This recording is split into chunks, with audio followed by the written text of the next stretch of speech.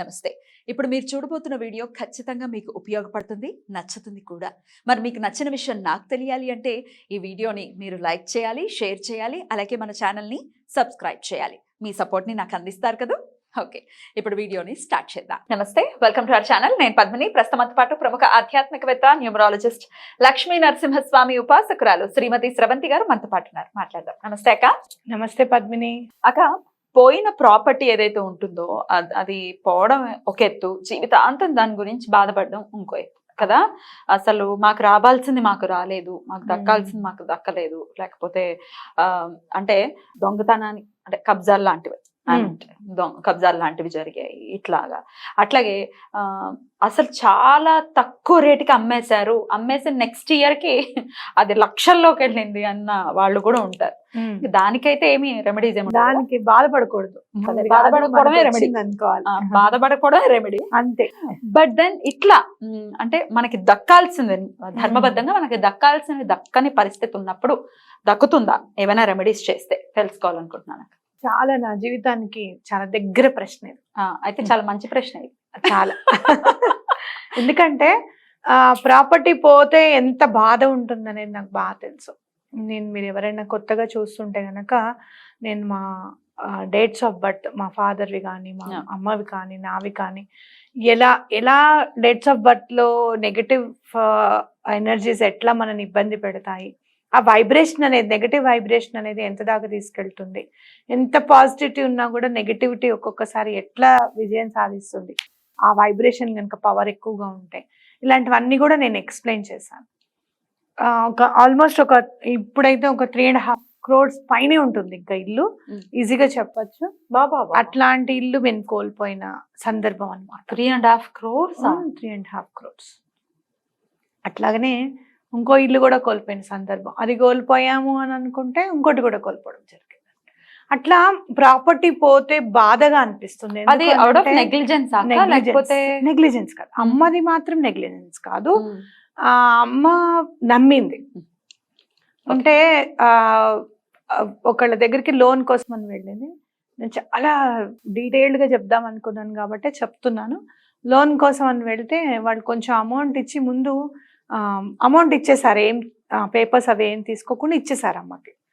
ఇచ్చేసిన తర్వాత ఏం చేశారు, ఒక 2-3 days అయిన తర్వాత మా పార్ట్నర్స్ నన్ను అడుగుతున్నారండి, మీరు అమౌంట్ కొంచెం ఇచ్చారు కదా, మిగతా అమౌంట్ నేను అరేంజ్ చేస్తున్నాను, ఈ లోపల మీరు వెళ్ళి మార్టిగేజ్ చేయండి అని చెప్పి పంపించారు. పంపిస్తే మార్టిగేజ్ చేస్తున్నామని చెప్పి అమ్మ చేతి జీపీఏ సిగ్నేచర్స్ తీసుకున్నారు. ఆ జీపీఏ సిగ్నేచర్స్ తీసుకున్నారు. నేను లేను అప్పుడు. నేను ఉంటే మాత్రం పెట్టనిచ్చేదాన్ని కాదు. జీపీఏ అమ్మ పేరు మీదే ఉంది, అమ్మ పేరు మీద ప్రాపర్టీ ఉంది. ఎందుకంటే నాన్నగారు ఇక్కడ ఉండేవారు కాదు. కానీ సంతకాలు అయితే కావాలి కదా, మీవి కానీ సిస్టర్ది కానీ కావాలి. కానీ ఇంకా సిస్టమ్ ఎప్పుడు కూడా ఒక ఆట ఆడుకుంటూ ఉంటుంది పద్మిని. కానీ చేసే వాళ్ళకి ఏం తెలియదు అంటే అప్పుడు ఆట ఆడుకున్నాము, టైం మాత్రం మనని ఆట ఆడుకుంటుందని వాళ్ళు గ్రహించాలి. మా సిగ్నేచర్స్ ఏం లేవు. నేను చాలా పోరాడాను. I could stop them at least for 4-5 years.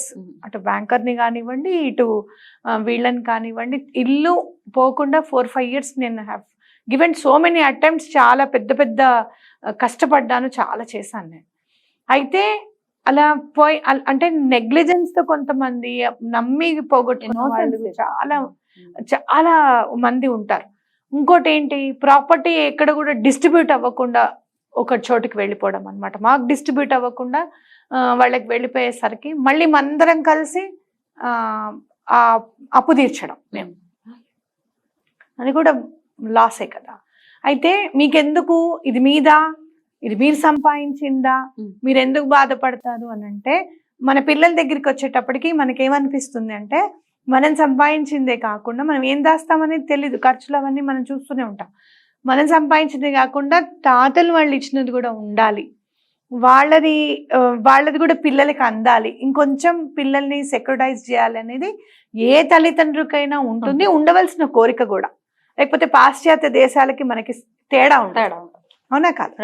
So అట్లా చెయ్యాలి అని అనుకున్నప్పుడు, ఇలా పోయింది అనుకున్నప్పుడు, బాధపడుతున్నప్పుడు నాకు ఒక్కటి అనిపించింది, నేను కష్టపడతాను, భగవంతుడా అది ఎలాగో వెళ్ళిపోయింది కదా, నాకు ఒక్కటి మాత్రం నెరవేర్చు, అవి ఉంటే నా పిల్లలకి ఎంతైతే ఉంటుందో అంత నేను కష్టపడతాను, నాకు మళ్ళీ తిరిగి నేను దానిలో సగమైనా సరే నా పిల్లలకి అందేటట్టుగా చేసే ధైర్యాన్ని ఇవ్వు, అట్లా నన్ను పాస్ చేయని చెప్పి నేను దండం పెట్టుకున్నాను పద్మిని.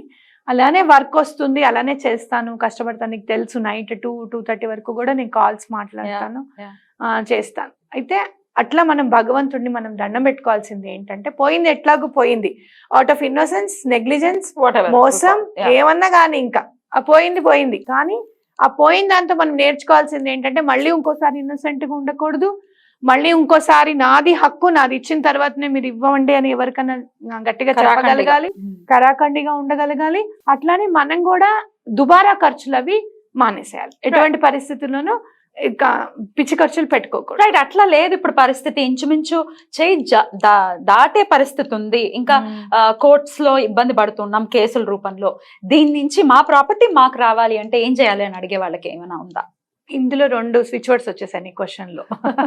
ఒకటి, మనము ఫస్ట్ అసలు పోయిన ప్రాపర్టీని ఎట్లా తీసుకోవాలనేది చెప్దాం. వస్తుంది, అది కూడా పోయింది కూడా వస్తుంది, ఎందుకు రాదు? వస్తుంది.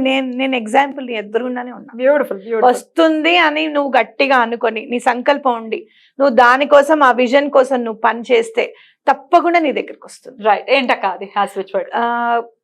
Speed, wolf, crystal, reach, divine.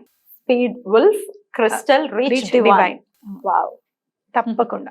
అంటే స్పీడ్ అంటే వుల్ఫ్ ని మనము తొందరగా, ఎందుకంటే అది ఎప్పుడో ఎన్నో సంవత్సరాల పాపం వాళ్ళు కష్టపడి దాచింది, అది ఇప్పుడు ఈ రేంజ్ కు ఉంది. మనకి ఎక్కువ టైం లేదు. ఇప్పుడు ఒక 15-20 years లో మనం, వాళ్ళు ఒక 20 years లో చేసి మనం 10 years లో చేయగలగాలి. మనది మనం దాచుకుంటూ ఇంకొంచెం ముందుకు వెళ్ళగలగాలి. అలాంటప్పుడు మనం తొందరగా ఇన్వోక్ చేయాలి వుల్ఫ్ ని. Speed, wolf, crystal, reach, divine. Beautiful. ఇది ఎన్నిసార్లు, ఎలాగా? 108 times చదవండి తప్పకుండా. రీచ్ అనేది మనం వాడుతున్నాం కాబట్టి, డివైన్ అనేది వాడుతున్నాం కాబట్టి తప్పకుండా మనకి ఉపాధి కల్పించబడుతుంది అనమాట. మీరు జాబ్ చేస్తూ ఉంటే ప్రమోషన్ రావచ్చు, లేదు అంటే కనుక మీరు బిజినెస్ చేస్తుంటే ఇంకొంచెం వృద్ధి పొందొచ్చు, లేదంటే సెకండరీ ఇన్కమ్ ఏదైనా ఏర్పడవచ్చు మీకు. ఇలాంటివన్నీ ఉంటాయి అనమాట. Speed, wolf, crystal, reach, divine. Right. ఇప్పుడు కోర్టులో ప్రాపర్టీస్ ఉన్నాయి, మాకు రావాలి, మాకు ధర్మంగానే మాకు రావాలండి, అనవసరంగా. చాలా చక్కగా వివరించారక్క. Thank you so very much. నమస్తే.